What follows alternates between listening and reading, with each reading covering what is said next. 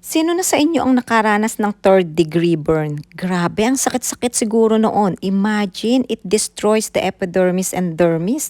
They may go into the innermost layer of skin. At pag hindi nagamot ng tama at hindi mo naalagaan na mabuti, baka magkaroon pa ng infection.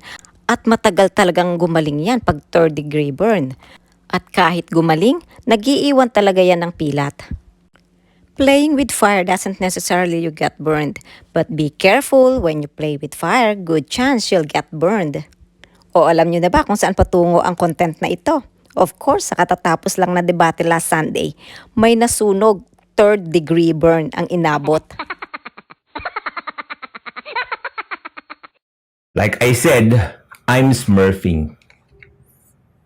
Wow, smurfing. Alam niyo ang ginawa ko, no? I just let you play. Pinaglaro ko lang kayo.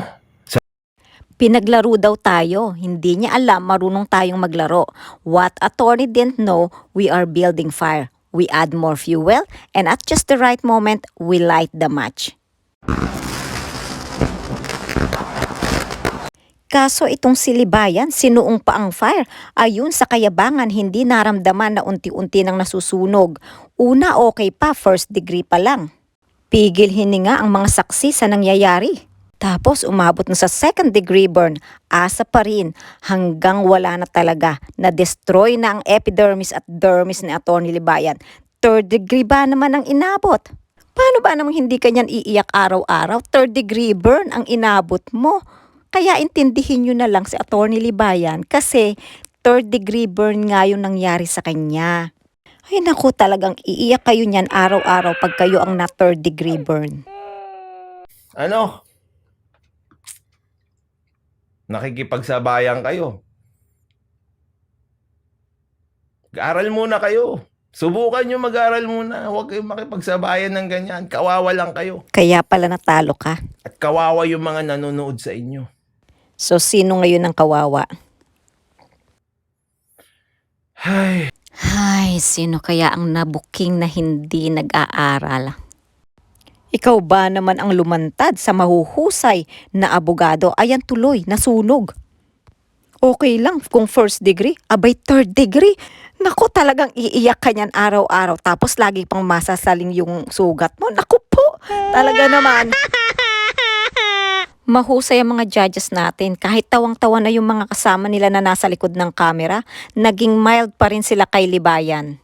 But Duralex said Lex, the law is harsh, but it is the law. But of course, we're going to congratulate the certified vlogger Libayan for gaining 2K subscribers. Well done! And to Fiscal EJ, a huge congratulations to you. Hats off sa iyo, Fiscal EJ, for standing up sa magulong mundo ng social media. Salamat sa pagkukorek at pagtuturo ng tunay na sinasaad sa batas. Again, hats off to you, Fiscal EJ. At syempre sa lahat ng followers ng channel na ito, congratulations and cheers sa lahat ng tunay na nauunawaan ng batas. Don't let anyone intimidate you. Kahit hindi ka abogado, basta alaming mabuti ang batas, makinig sa mga tunay at mahuhusay at magagaling na abogado. Hindi sa abogadong puro yabang lang at tanggap ng abuloy sa mga followers. That's it for today. Again, thank you for listening. Take care. Bye!